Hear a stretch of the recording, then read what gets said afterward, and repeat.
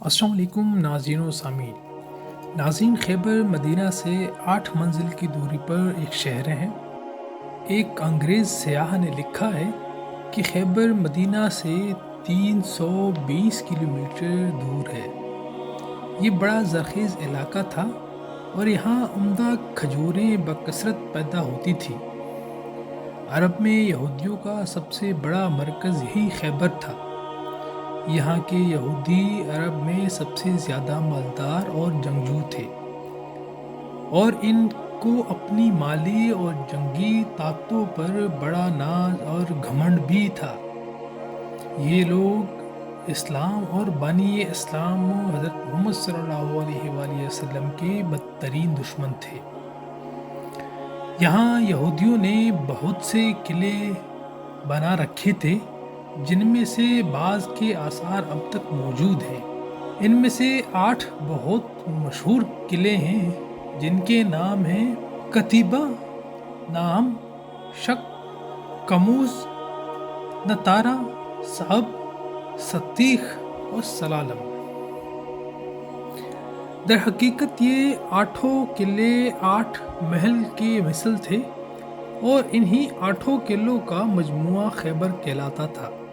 جنگ خندق میں جن جن کفار عرب نے مدینہ پر حملہ کیا تھا، ان میں خیبر کے یہودی بھی تھے۔ در حقیقت وہی اس حملے کے بانی اور سب سے بڑے محرک تھے۔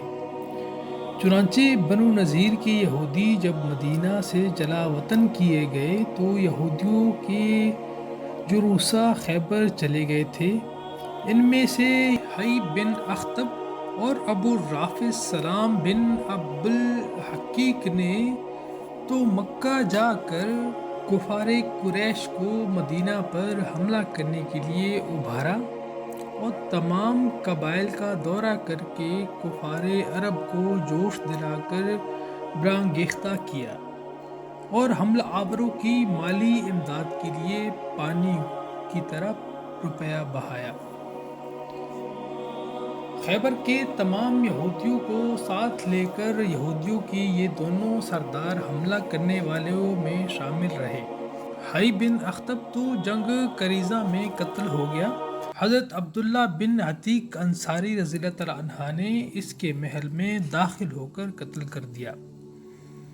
لیکن ان سب واقعات کے بعد بھی خیبر کے یہودی بیٹھ نہیں رہے، بلکہ زیادہ انتقام کی آگ ان کے سینوں میں بھڑکنے لگی۔ چنانچہ یہ لوگ مدینہ پر پھر ایک دوسرا حملہ کرنے کی تیاریاں کرنے لگے۔ اس مقصد کے لیے قبیلہ آفتان کو بھی آمادہ کر لیا۔ قبیلہ آفتان عرب کا ایک بہت ہی طاقتور اور جنگجو قبیلہ تھا۔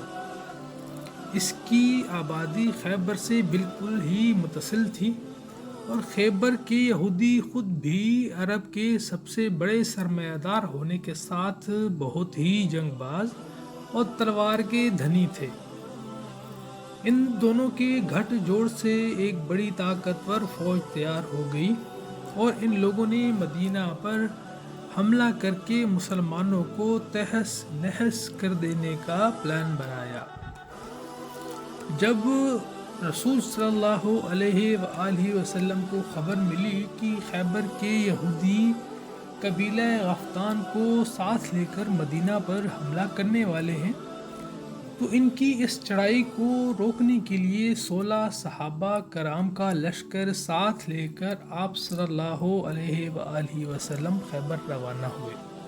مدینہ پر حضرت صبا بن عرفتہ رضی اللہ تعالیٰ عنہ کو افسر مقرر فرمایا اور 3 جھنڈے تیار کرائے۔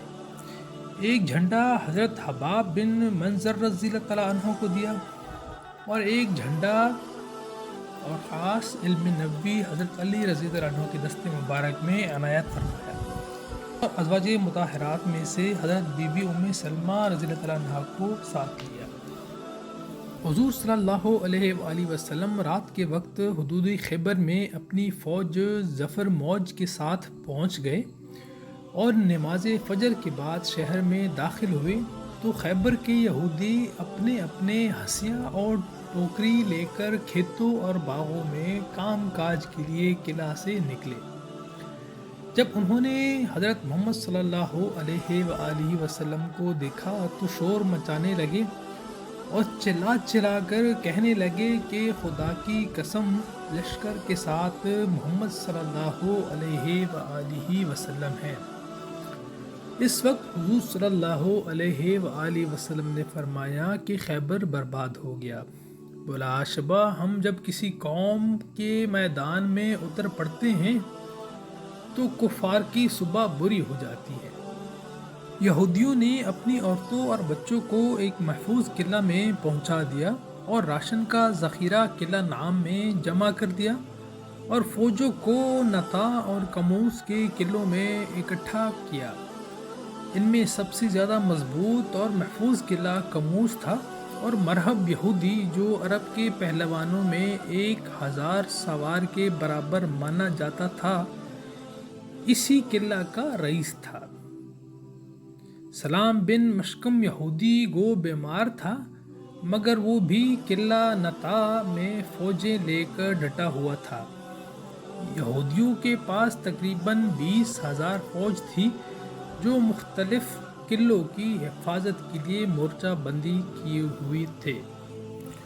حضور صلی اللہ علیہ وآلہ وسلم کو پہلے ہی یہ علم تھا کہ قبیلہ احقان والے ضرور خیبر والوں کی مدد کو آئیں گے، اس لیے آپ صلی اللہ علیہ وآلہ وسلم نے خیبر اور احقان کے درمیان رجی میں اپنی فوجوں کا ہیڈ کوارٹر بنایا اور خیموں، بار برداری کے سامانوں اور عورتوں کو بھی یہی رکھا اور یہاں سے نکل نکل کر یہودیوں کے قلعوں پر حملہ کرتے تھے۔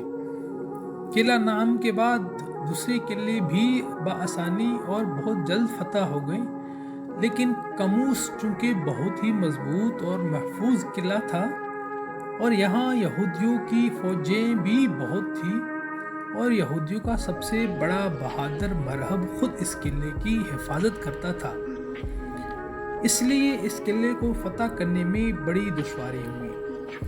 کئی روز تک یہ مہم سر نہ ہو سکی۔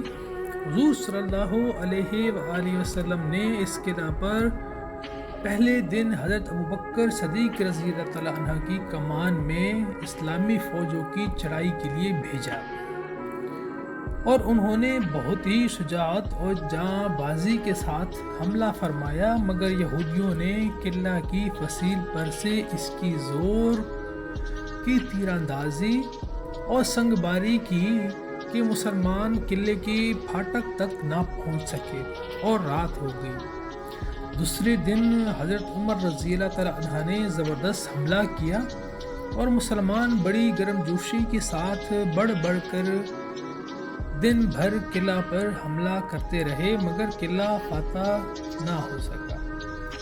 اور کیوں کر فتح ہوتا؟ فاتح خیبر ہونا تو علی حیدر رضی اللہ تعالیٰ عنہ کے مقدر میں لکھا تھا، چنانچہ حضور صلی اللہ علیہ وآلہ وسلم نے ارشاد فرمایا، ترجمہ ہے، کل میں اس آدمی کو جھنڈا دوں گا جس کے ہاتھ پر اللہ تعالیٰ فتح دے گا، وہ اللہ اور رسول کا محب بھی ہے اور محبوب بھی۔ راوی نے کہا کہ لوگوں نے یہ رات بڑے اضطراب میں گزاری کہ دیکھیے کل کس کو جھنڈا دیا جاتا ہے۔ صبح ہوئی تو صحابہ کرام رضی اللہ تعالیٰ عنہ خدمت اقدس میں بڑے اشتیاق کے ساتھ یہ تمنا لے کر حاضر ہوئی کہ یہ اعزاز و شرف ہمیں مل جائے، اس لیے کہ جس کو جھنڈا ملے گا اس کے لیے 3 بشارتیں ہیں۔ نمبر 1 وہ اللہ اور رسول کا محب ہے، نمبر 2 وہ اللہ اور رسول کا محبوب ہے، نمبر 3 خیبر اس کے ہاتھ سے فتح ہو۔ حضرت عمر رضی اللہ تعالیٰ عنہ کا بیان ہے کہ اس روز مجھے بڑی تمنا تھی کہ کاش آج مجھے جھنڈا عنایت ہوتا۔ وہ یہ بھی فرماتے ہیں کہ اس موقع کے سوا مجھے کبھی بھی فوج کی سرداری اور افسری کی تمنا نہ تھی۔ حضرت سعد رضی اللہ تعالیٰ عنہ کے بیان سے معلوم ہوتا ہے کہ دوسرے صحابہ کرام بھی اس نعمت عظمہ کے لیے ترس رہے تھے، لیکن صبح کو اچانک یہ صدا لوگوں کے کان میں آئی کہ علی کہاں ہیں؟ لوگوں نے عرض کیا کہ ان کی آنکھوں میں آشوب ہیں۔ آپ صلی اللہ علیہ وآلہ وسلم نے قاصد بھیج کر ان کو بلایا اور ان کی دکھتی ہوئی آنکھوں میں اپنا لعاب دہن لگایا اور دعا فرمائی تو فوراً ہی انہیں ایسی شفا ہو گئی کہ گویا انہیں کوئی تکلیف تھی ہی نہیں۔ پھر تاجدار دو عالم صلی اللہ علیہ وآلہ وسلم نے اپنے دست مبارک سے اپنا علم نبوی جو حضرت ام المومنین بی بی عائشہ رضی اللہ تعالیٰ عنہ کے سیاہ چادر سے تیار کیا گیا تھا، حضرت علی رضی اللہ تعالیٰ عنہ کے ہاتھ میں عطا فرمایا اور ارشاد فرمایا کہ تم بڑے سکون کے ساتھ جاؤ اور ان یہودیوں کو اسلام کی دعوت دو اور بتاؤ کہ مسلمان ہو جانے کے بعد فلاں اللہ کے حقوق واجب ہیں۔ خدا کی قسم اگر ایک آدمی نے بھی تمہاری بدولت اسلام قبول کر لیا تو یہ دولت تمہارے لیے سرخ اونٹوں سے بھی زیادہ بہتر ہے۔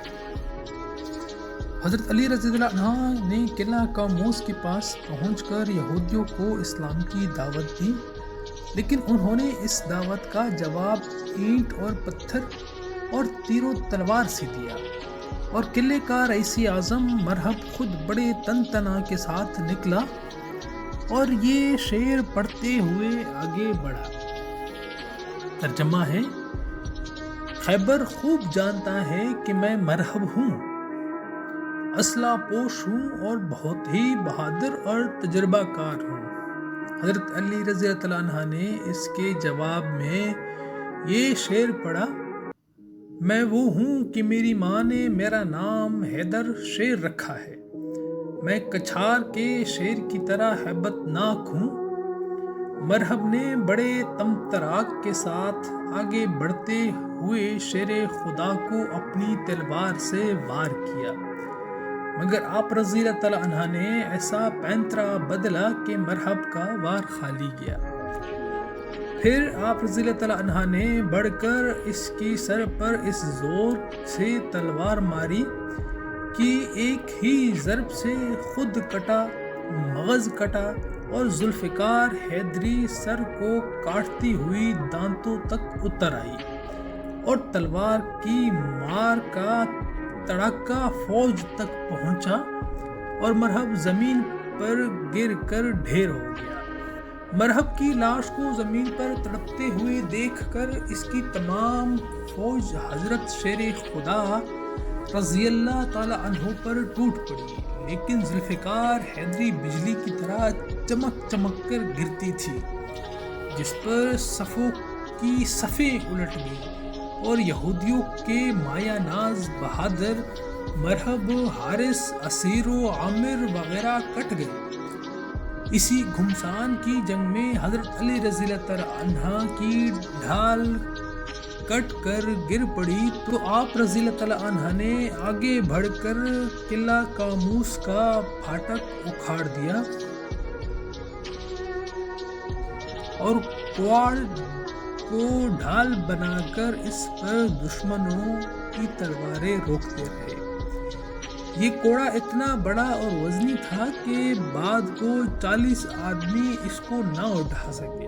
جنگ جاری تھی کہ حضرت علی شیر خدا رضی اللہ تعالیٰ نے کمال شجاعت کے ساتھ لڑتے ہوئے خیبر کو فتح کر لیا، اور حضرت محمد صلی اللہ علیہ وسلم کا فرمان صداقت کا نشان بن کر فضاؤں میں لہرانے لگا کہ کل میں اس آدمی کو جھنڈا دوں گا جس کے ہاتھ پر اللہ تعالیٰ فتح دے گا، وہ رسول صلی اللہ علیہ وسلم کا محب بھی ہے اور اللہ اور رسول صلی اللہ علیہ وآلہ وسلم کا محبوب بھی۔ بے شک حضرت مولا کائنات رضی اللہ تعالیٰ عنہ رسول صلی اللہ علیہ وسلم کے محب بھی ہے اور محبوب بھی، اور بلا شبہ اللہ تعالیٰ نے آپ رضی اللہ تعالیٰ عنہ کے ہاتھ سے خیبر کی فتح عطا فرمائی، اور قیامت تک کے لیے اللہ تعالیٰ آپ رضی اللہ تعالیٰ عنہ کو فاتح خیبر کے معزز لقب سے سرفراز فرما دیا، اور یہ وہ عظیم فتح تھی جس نے پورے جزیرۃ العرب میں یہودیوں کی جنگی طاقت کا جنازہ نکال دیا۔